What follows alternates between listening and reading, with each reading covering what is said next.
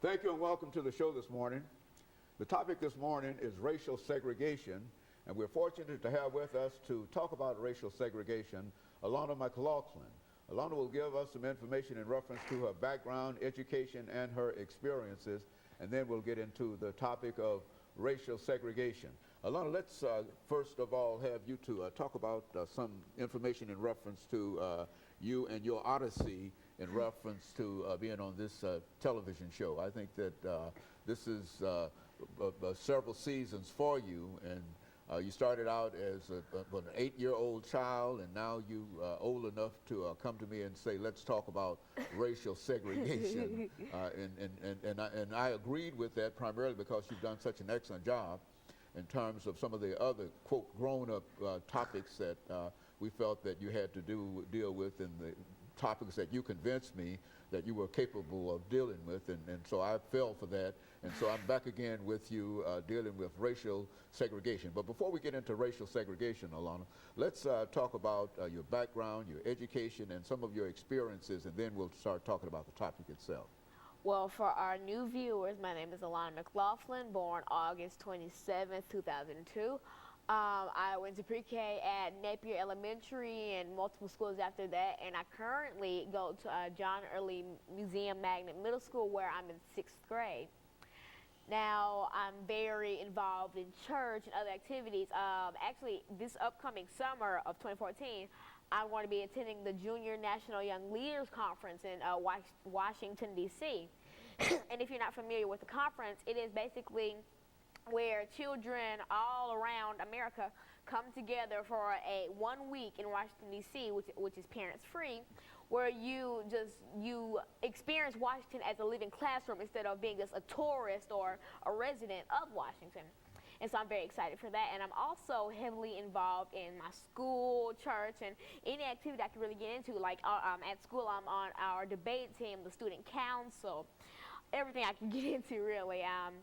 I was previously on our STEP team, and I hope to be a cheerleader next year when I get into 7th grade.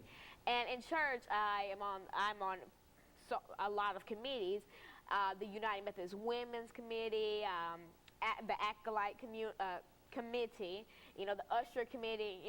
I try to help it when I can, because I just feel like that's my duty on earth. Very good. And of course, London, you've been involved with a lot of things.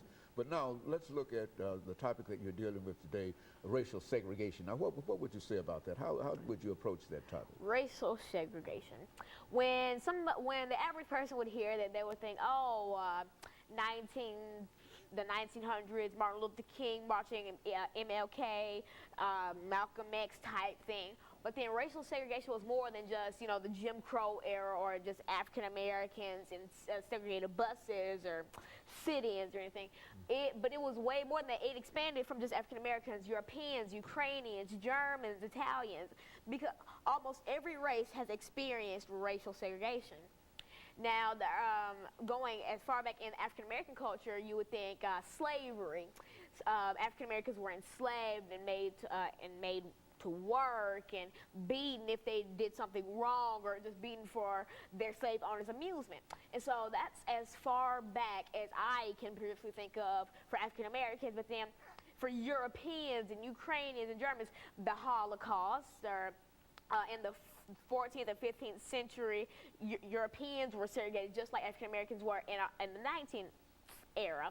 And so basically, racial segregation just expands from just African Americans to just a lot of other places like mulattoes and Europeans and just all races, really, because at least almost all races have experienced some type of racial segregation.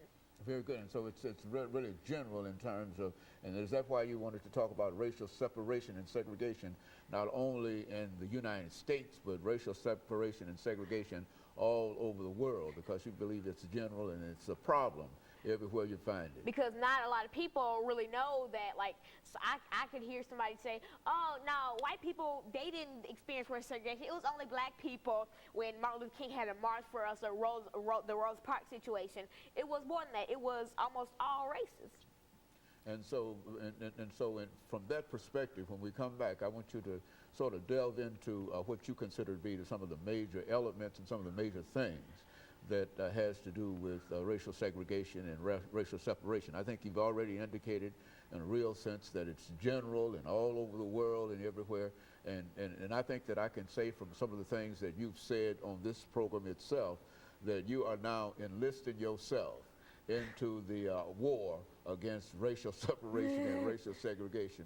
And of course, we're going to talk about that. And we'll be back with you following this very, very short commercial break.